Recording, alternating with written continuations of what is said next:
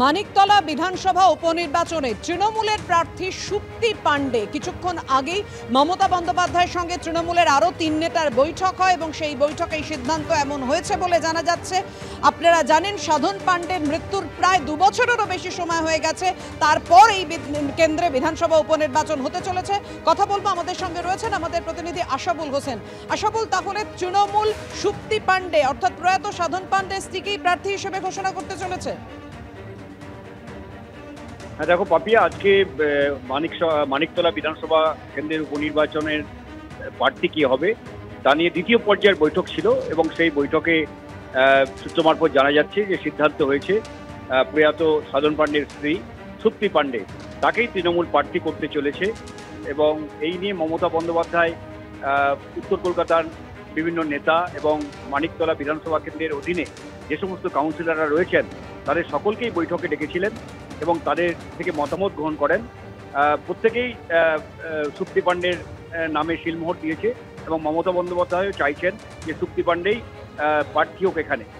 আমি কিছুক্ষণ আগে আমরা জানিয়েছিলাম এবিপি আনন্দের তরফে যে সুপ্তি পাণ্ডের দিকেই হচ্ছে পাল্লা ভারী এবং সেই মতো দেখা যাচ্ছে যে সিদ্ধান্ত হয়েছে যে সুপ্তি পাণ্ডেই মানিকতলা বিধানসভা কেন্দ্রের উপনির্বাচনে তৃণমূলের তরফে প্রতিদ্বন্দ্বিতা করবেন।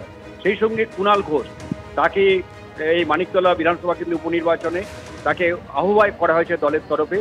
অন্যদিকে অনিন্দ্য রাউত তাকে এই উপনির্বাচনের চিফ ইলেকশন এজেন্ট করা হয়েছে বলে তৃণমূল সূত্রে জানা যাচ্ছে। এবং তুমি জানো যে প্রায় 2 বছরের বেশি সময় ধরে এই মানিকতলা বিধানসভা কেন্দ্রের পদটা খালি রয়েছে, কারণ এটা মামলা হয়েছিল। সেই মামলাটা অবশেষে সুপ্রিম কোর্ট সেটা হাইকোর্টকে নির্দেশ দেয় এবং তারপর সেই মামলা খারিজ হয়ে যায় এবং অবশেষে ইলেকশন কমিশন সিদ্ধান্ত নিয়েছে 10 তারিখে রাজ্যের 4টি বিধানসভা কেন্দ্রের উপনির্বাচন হবে, তার মধ্যে অন্যতম মানিকতলা বিধানসভা কেন্দ্রের উপনির্বাচন। এবং তৃণমূল সূত্রে এটাও জানা যাচ্ছে যে আজই এই প্রার্থীর নাম ঘোষণা করা হবে না, সেক্ষেত্রে যে 4টি বিধানসভা কেন্দ্রের উপনির্বাচনের প্রার্থীর নাম চূড়ান্ত করে দলের তরফ থেকে সেই প্রার্থী তালিকা জানিয়ে দেওয়া হবে। তবে আজকে যে বৈঠক হয়েছে সেই বৈঠক থেকে সুপ্তি পাণ্ডের নামেই সকলেই শিলমোহর দিয়েছেন এবং মমতা বন্দ্যোপাধ্যায় চাইছেন যে প্রয়াত সাধন পাণ্ডের স্ত্রী সুপ্তি পাণ্ডে তিনি এই কেন্দ্র থেকে প্রতিদ্বন্দ্বিতা করুন। ফলে একদিকে কাউন্সিলররা, উত্তর কলকাতার নেতারা এবং মমতা বন্দ্যোপাধ্যায় সকলেই এই নামে শিলমোহর দিয়েছে। ফলে সুপ্তি পাণ্ডের এই নাম আনুষ্ঠানিকভাবে প্রকাশ করা শুধুমাত্র সময়ের অপেক্ষা।